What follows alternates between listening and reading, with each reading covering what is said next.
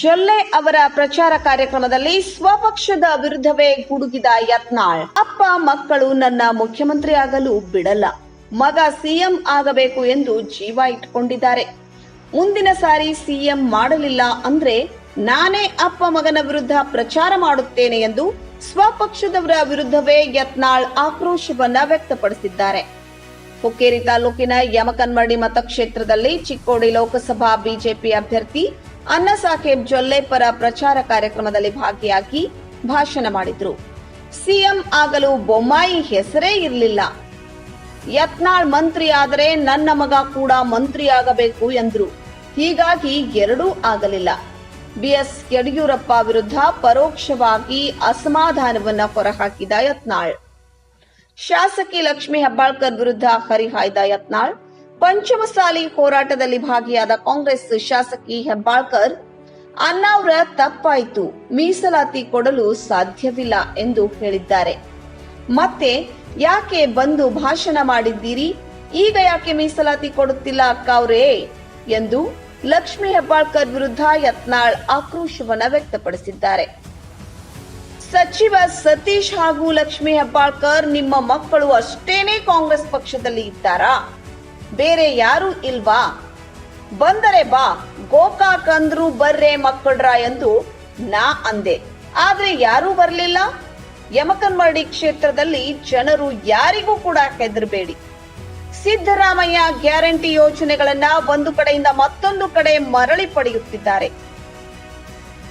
Guarantee ಯೋಜನೆಗಳೇ bogus. Congress ಶಾಸಕರೇ guarantee ಯೋಜನೆಗಳನ್ನ ವಿರೋಧಿಸುತ್ತಿದ್ದಾರೆ. 10,000 ಕೋಟಿ ಏಕೆ ಮುಸ್ಲಿಮರಿಗೆ ಕೊಡುತ್ತೀರಿ? ಸಿಎಂ ಅವರೇ, ಹಾಲು ಮತ ದಲಿತ ಸಮುದಾಯಗಳಲ್ಲಿ ಬಡವರು ಇಲ್ವಾ?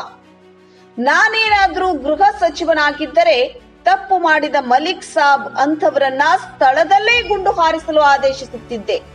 ಮತ್ತೆ ಸಕ್ಕರೆ ಸಚಿವ ಶಿವಾನಂದ ಪಾಟೀಲ್ ವಿರುದ್ಧ ಕೂಡ ಹರಿಹಾಯ್ದ ಯತ್ನಾಳ್. ಸಕ್ಕರೆ ಕಾರ್ಖಾನೆಗಳಿಗೆ ನನ್ನ ಮಗಳ ಚುನಾವಣೆಗೆ ಹಣ ಕೊಡಿ ಎಂದು ರೈತರಿಗೆ ಶಿವಾನಂದ ಪಾಟೀಲ್ ಹೇಳುತ್ತಿದ್ದಾರಂತೆ. ಇಲ್ಲಿಯವರು ಪಾಕಿಸ್ತಾನ್ ಅಂತಿದ್ದಾರೆ. ಪಾಕಿಸ್ತಾನದವರು ಇಂದು ಮೋದಿ ಅವರಂತಹ ಪ್ರಧಾನಿ ನಮಗೆ ಬೇಕು ಅಂತಿದ್ದಾರೆ. ಮೊದಲ ಪ್ರಧಾನಿ ನೆಹರು ವಿರುದ್ಧ ಹರಿಹಾಯ್ದ ಯತ್ನಾಳ್. ರಾಮ ಮಂದಿರಕ್ಕೆ ವಿರೋಧಿಸಿ ಕಾಂಗ್ರೆಸ್ ಪಕ್ಷ 27 ವಕೀಲರನ್ನ ನಿಯೋಜಿಸಿತ್ತು. ಮೊದಲು ಕಾಶ್ಮೀರದವರು, ಕಾಶ್ಮೀರಿ ಪಂಡಿತರೇ ಆಗಿದ್ದರು. ಆದರೆ ಈಗ ಇವರೆಲ್ಲ ಕ್ರಾಸ್ ಬ್ರೀಡ್ಗಳು. 370 ಕರಾಳ ಕಾಯ್ದೆ ರದ್ದು ಮಾಡಿದ್ದು ನರೇಂದ್ರ ಮೋದಿ. ಬೊಮ್ಮಾಯಿ ಸರ್ಕಾರದಲ್ಲಿ ಮೀಸಲಾತಿ ಹೆಚ್ಚಿಸಲಾಯಿತು. ಸಿಎಂ ಸಿದ್ದರಾಮಯ್ಯ 2,000 ಕೊಡುತ್ತಿದ್ದಾರೆ. ನಾನು ಸಿಎಂ ಆದರೆ 5,000 ಕೊಡ್ತೀನಿ ಹಾಗೂ ನಮ್ಮ ರಾಜ್ಯವನ್ನ ಭ್ರಷ್ಟಾಚಾರ ಮುಕ್ತವಾಗಿ ಮಾಡುತ್ತೇನೆ ಎಂದು ಯತ್ನಾಳ್ ಆರ್ಭಟಿಸಿದ್ರು. ಉತ್ತರ ಕರ್ನಾಟಕದ ರಾಜಕಾರಣಿಗಳಲ್ಲಿ ಹೋಮಗತಿಗೆ ಯಾರ್ದು ಬಿಡ ಇಡುದಿಲ್ಲ. ತಡ ತಡ ತಡ ಮಾತಾಡ್ತೀವಿ. ಅವ್ರ ಆ ಕಡೆಯವ್ರು ಭಾಳ ಚಾಲು ಅಲ್ಲ. ಯಾರನ್ನ ಯಾವಾಗ ಮಂಡ್ಯಾಗ ಇಡ್ಬೇಕು, ಯಾರನ್ನ ಯಾರು ತರ್ಬೇಕು, ಯಾವನಿಗೆ MLA ಟಿಕೆಟ್ ಕೊಡ್ಬೇಕು, ಯಾವ್ದ್ರಾಗ ರೊಕ್ಕ ತಿನ್ಬೇಕು, ಇದ್ರಾಗ ಭಾಳ ಎಕ್ಸ್ಪರ್ಟ್. ನಾವು ಅದ್ರಾಗ ಏನೂ ಇಲ್ಲ. ನಾವು ಜೊಲ್ಲೆಯವ್ರು ಚಲೋ ಅಂದ್ರೆ ಚಲೋ ಅನ್ನೋದು, ಕೆಟ್ಟದ ಕೆಟ್ಟದ. ಹಿಂಗೆ ರಾಜಕಾರಣದಾಗ ನಿಮ್ಗೆ ಆಗ್ತದ್ಲ ಇಲ್ಲೆಲ್ಲ. ಏನು ಬಹುಶಃ ಏನಂತ ಮುಂದಿನ ಇಲೆಕ್ಷನ್ಕ್ಕೆ ನೀವು ಯಾರು ನಿಂತಿರೋದೇ ಇಲ್ಲ, ಅವರೇ ಎಲ್ಲ ಮನೆಯವ್ರು ನಿಂತು ಬಿಡ್ತಾರೆ. ನೀವು ಬರೀ ಅಣ್ಣಗಳ ಅಕ್ಕಗಳ ತಗಾಡ್ಬೇಕು ಯಾವ ಜಿಲ್ಲಾದವ್ರು. ನೀವು ಮನೆ ಬರ್ದಾಗ ಜಿಲ್ಲಾ ಇಟ್ಟೆ ಆಗ್ತೈತಿ, ಇವತ್ತೇ ಖುಷಿ ಆಗಿರ್ತೈತಿ. ನೀವು ಮಂಗ್ಯಾನ ಟಪ್ಪಿಗೆ ಹುಷಾರಾಗ್ಲಿಲ್ಲ ಅಂದ್ರ ಅಲ್ರಿ ಎಷ್ಟು ಮಂದಿ ಅಂತ ಹೇಳ್ರಪ್ಪಲ್ಲ. ಬೆಳಗಾವಿಯಲ್ಲಿ ಪಂಚಮಸಾಲಿ ಮುಖಂಡರು ವಿರೋಧ ಮಾಡಿದ್ರು. ನೋಡ್ರಿ, ನಾವು ಒಂದು ಮಾತು ಹೇಳ್ತೀನಿ, ಇದು ಯಾವುದೋ ಒಂದು ಜಾತಿ ಚುನಾವಣೆ ಇಲ್ಲ, ಇದು ರಾಷ್ಟ್ರದ ಚುನಾವಣೆ. ನಾವು ಈ ದೇಶಕ್ಕೆ ಒಬ್ಬ ಒಳ್ಳೆ ಪ್ರಧಾನಮಂತ್ರಿ ಆಯ್ಕೆ ಮಾಡಬೇಕಾಗಿದೆ. ಒಬ್ಬ ಒಳ್ಳೆ ಸಂಸದರನ್ನ, ಹೆಚ್ಚು ಸಂಸದರು 400 ಲೋಕಸಭಾ ಸದಸ್ಯ ಆರಿಸ್ಬೇಕು ಅನ್ನೋ ನಮ್ಮ ಸಂಕಲ್ಪ ಏನಿದೆ. ನಮ್ಮದು ದೇಶದ ದೃಷ್ಟಿಯಿಂದ ಜಾತಿದು ಬಂದಾಗ ಅದು ಮುಂದೆ ಇವ್ರು ಯಾರು ಮೀಸಲಾತಿಗೆ ಹೋರಾಟ ಮಾಡಿದ್ರು, ಯಾರು ಮೋಸ ಮಾಡಿದ್ರು ಎಲ್ಲನೂ ಈಗಾಗಲೇ ನಮ್ಮೆಲ್ಲ ಸಮಾಜದ ಎಲ್ಲ ಮುಖಂಡರು ಮಾತಾಡ್ಯಾರ. ನಾ ಅದ್ರ ಬಗ್ಗೆ ಹೋಗ್ಲಿಕ್ಕೆ ನಾ ಹೋಗೋದಿಲ್ಲ. ನಾ ಎಷ್ಟೇ ಎಲ್ಲ ಸಮುದಾಯಗಳಿಗೆ ವಿನಂತಿ ಮಾಡ್ಕೋತೀನಿ ಅಂದರೆ, ನಮ್ಮ ದೇಶದ ಸುರಕ್ಷತೆ, ಭದ್ರತೆ ನಮ್ಮ ಹಿಂದೂ ಸನಾತನ ಧರ್ಮ ಭಾರತ ಸುರಕ್ಷಿತವಾಗಿರ್ಬೇಕಂತೇಳಿ ನೀವು ಬಿ ಜೆ ಪಿಗೆ ಮತ ಹಾಕ್ಬೇಕಂತ ಅಷ್ಟೇ ಹೇಳ್ತೀನಿ ನಾವು. ಸರ್ ಈಗ ನಾವು ಯಾವುದೋ ಸ್ಪೆಸಿಫಿಕ್ ಒಂದು ಜಾತಿಗೆ ಅಂತೇಳಿ ನಾವು ಮಾತಾಡೋದಿಲ್ಲ. ಸರ್ ಲಕ್ಷ್ಮೀ ಹೆಬ್ಬಾಳ್ಕರ್ ಅವರು ಡೈಲಿ ಸಿ ಎಮ್ನ ಸಮರ್ಥದೀನಿ ರೀ, ನನ್ನ ಕೈ ಕೊಡಲಿ 5 ವರ್ಷ. ಏನು ಸಿದ್ದರಾಮಯ್ಯ 2,000 ಕೊಡ್ಬೇಕಂತ ನಾನು 5,000 ಕೊಡ್ತೀನಿ. ಎಲ್ಲ ಪ್ರಾಮಾಣಿಕವಾಗಿ ಜನರಿಗೆ ಕೊಡ್ಬೋದು. ನೀರಾವರಿ ಜನರಿಗೆ ಬೇಕಾಗಿದ್ದು ನೀರಾವರಿ ಸ್ವಾವಲಂಬಿಯಾಗಿ ಜೀವನ ಮಾಡುವಂಥ ವ್ಯವಸ್ಥೆ ತೊಗೊಂಡು ಬರ್ತೀನಿ. ಭ್ರಷ್ಟಾಚಾರ ಕಡಿಮೆ ಮಾಡ್ತೀವಿ. ಕೊಡಲಿಲ್ಲ ಅಂದ್ರೆ ಏನು ಮಾಡೋದು? ಹಿಂಗೆ ಒದರಾಡ್ಕೊತ ಹೋಗೋದು. ರಾಜ್ಯ ದೇವಾಳಿ ಆಗೋದಿಲ್ಲ ಸರ್ ತಾವು 5 ಸಾವಿರ ಈಗ ಆಗ್ತೈತೆ ನೋಡಕತ್ತೀರಿ. ವರ್ಷನಾಗ ಈ ರಾಜ್ಯದಾಗ ಈಗ ಎಲ್ಲ ಸ್ಕೀಮ್ ಬಂದ್ ಮಾಡೇಬೇಕಾಗ್ತೈತಿ. ರೊಕ್ಕ ನಿಮ್ಮ ನಾಳೆ ಏನಾಯಿತು, ಸರ್ಕಾರದ ನೌಕರದಾರ ಸಂಬಳ ಸೇಲಾರ ಪರಿಸ್ಥಿತಿ ನಿರ್ಮಾಣ ಆಗ್ತದೆ. ಇವರೆಲ್ಲ ಲೋಕಸಭೆ ಚುನಾವಣೆ ಮುಗಿದ ಮ್ಯಾಗ ಕಾಂಗ್ರೆಸ್ನವರು ಯಾವ ರೀತಿ ಮಾತಾಡಲಿಕ್ಕೆ ಚಾಲು ಮಾಡ್ತಾರೆ ನೀವು ನೋಡಕತ್ತೀರಿ.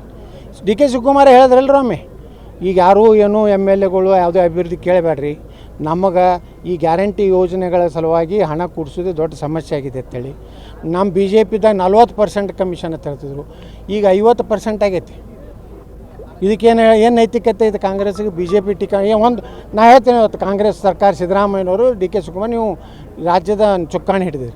ನಿಮ್ಗೆ ದಮ್ಮು ತಾಕತ್ತಿದ್ರೆ ಹಿಂದೆ ಬಿ ಜೆ ಪಿ 40% ತಿಂದಾರಲ್ಲ, ತನಿಖೆ ಮಾಡಿರಿ, CBI ಕೊಡ್ರಿ. ಯಾಕೆ ಕೊಡಲಾಗಿರಿ ಅಂದ್ರೆ ನೀವು ಹಿಂದಿನವ್ರು ಕೂಡಿ ಅಡ್ಜಸ್ಟ್ಮೆಂಟ್ ಇದ್ರನು? 40% ಈಗ ಎನ್ಕ್ವೈರಿ ಆಗಬೇಕಲ್ಲ ಬಿ ಜೆ ಪಿದು. PSI ಹಗರಣದ ಏನು ಮಾಡಿದ್ರಿ? ಅವಾಗೆಟ್ಟು ಹಾರಾಡ್ತಿದ್ರಿ ಸಿದ್ದರಾಮಯ್ಯನವ್ರದ್ದು. ಭಾರಿ ಲೂಟಿ ಮಾಡ್ಯಾರ ಬಿ ಜೆ ಪಿ. ಮಾಡಿರಿ, ನಿಮ್ಮ ಕೈ ಅಧಿಕಾರ ಐತಿ, CBI ಕೊಡ್ರಿ. ಯಾರಿಗೆ ಏನು ನೀವು ತನಿಖೆ ಮಾಡೋದು ಅದನ್ನು ಯಾವುದೂ ಮಾಡಲಾರ್ದೇ ಅದ್ರ ಬಗ್ಗೆ ಚಕಾರ ಎತ್ತಲಾಗ್ಯಾರ.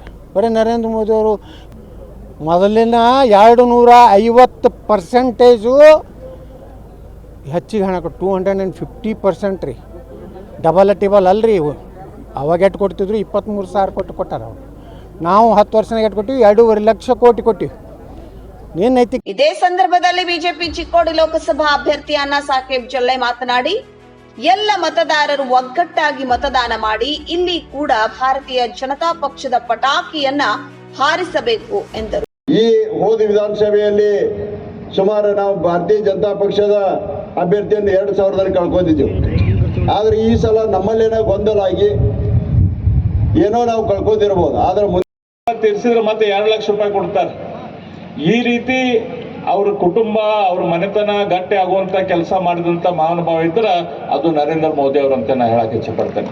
ಧಾರವಾಡ ಶಾಸಕರು ಅರವಿಂದ್ ಬೆಲ್ಲದ್ ಹಾಗೂ ST ಮೋರ್ಚಾ ರಾಜ್ಯ ಪ್ರಧಾನ ಕಾರ್ಯದರ್ಶಿ ಬಸವರಾಜ್ ಕುಂದ್ರಿ ಮತ್ತು ಮಾರುತಿ ಅಷ್ಟಗಿ ಹಾಗೂ ಬಿಜೆಪಿ ಯುವ ಮುಖಂಡರು ರವೀಂದ್ರ ಕಂಜಿ ಇದೇ ಸಂದರ್ಭದಲ್ಲಿ ಮಾತನಾಡಿದರು. ಈ ಸಂದರ್ಭದಲ್ಲಿ ಬಿಜೆಪಿ ವಿವಿಧ ಮೋರ್ಚಾ ಅಧ್ಯಕ್ಷರು, ಬಿಜೆಪಿ ಮುಖಂಡರು, ಕಾರ್ಯಕರ್ತರು ಉಪಸ್ಥಿತರಿದ್ದರು.